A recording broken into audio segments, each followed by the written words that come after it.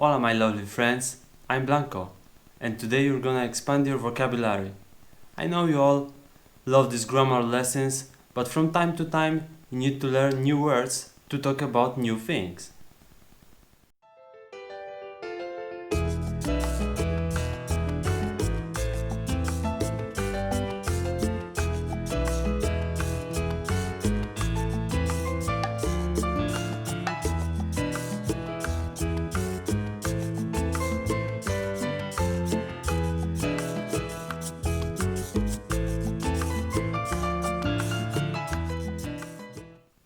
It's a sunny summer and there's plenty of delicious fruits and vegetables on the market. So we're gonna name some of them.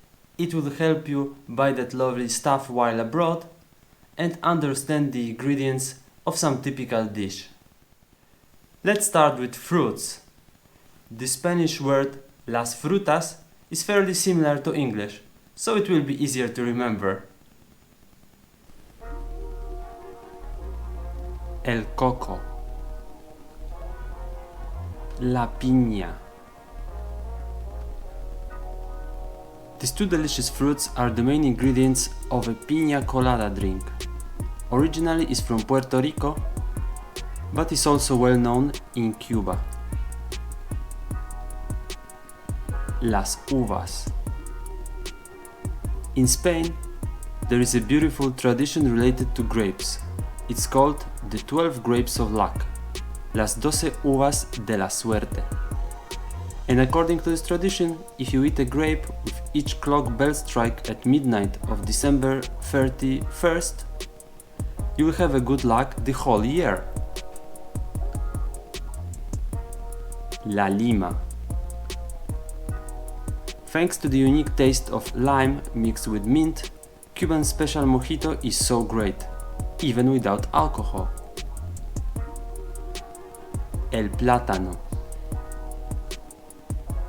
I'm not going into much details of preparation of this delicious Cuban origin dish. Just cook the rice and fry it with garlic for a moment. Fry an egg and banana. Use some tomate frito sauce on rice. Voila! If you need more detailed recipe, just look for it in the internet. Looks like every dish and drink I'm calling is Cuban, but really you can find it in Spain or any Latin America country without any problems. La naranja. In a hot summer day, there's nothing more refreshing than a glass of freshly squeezed orange juice. Did you know that orange is the most consumed fruit in Spain? Just because it tastes so good. La manzana. Spain is not famous of their cakes, but I do recommend you to ask for a puff pastry apple tart in one of the many pastelerias, cake shops. Pair it with your favorite coffee and you guaranteed yourself a great evening. La fresa. Great way to start a hot day is a strawberry milkshake.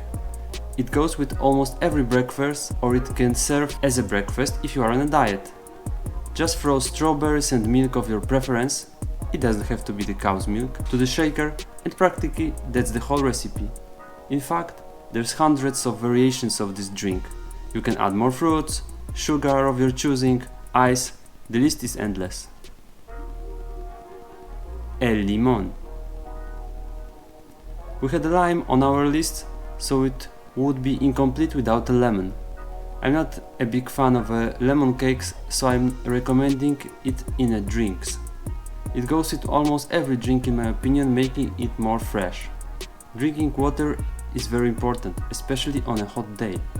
And if you find it hard because of lack of taste, just put some lemon and a leaf of mint and have a great refreshing and tasty drink. El kiwi. If you have friends coming over, surprise them with a kiwi tart. It's completely different than previously mentioned apple tart. What you see in a picture is a small version for one person, but you can prepare a cake that will look like kiwi pizza. Moving on to the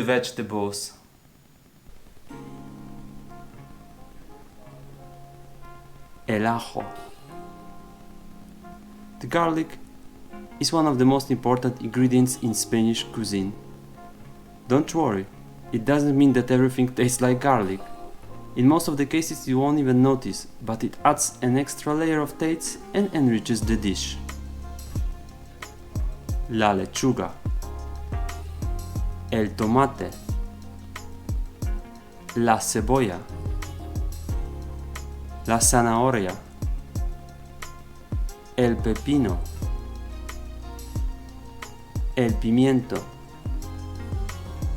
The most typical salad you can ask in Spain is a mixed salad, and I recommend you to do so.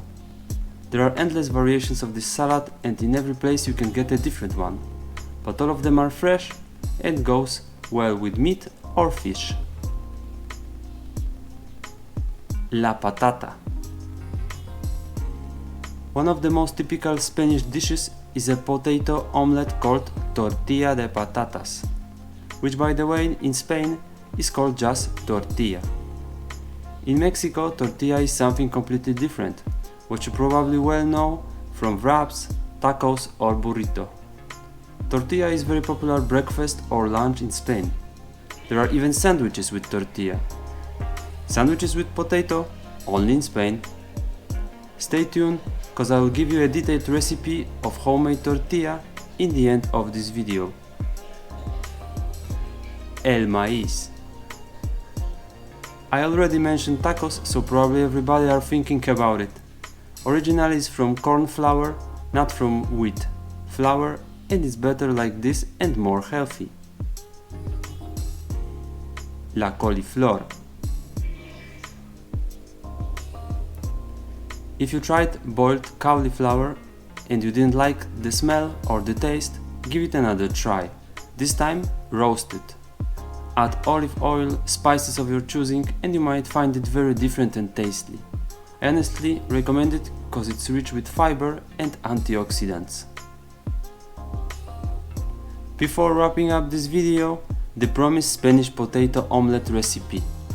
With some practice you can learn how to do it just like it's done in Spain.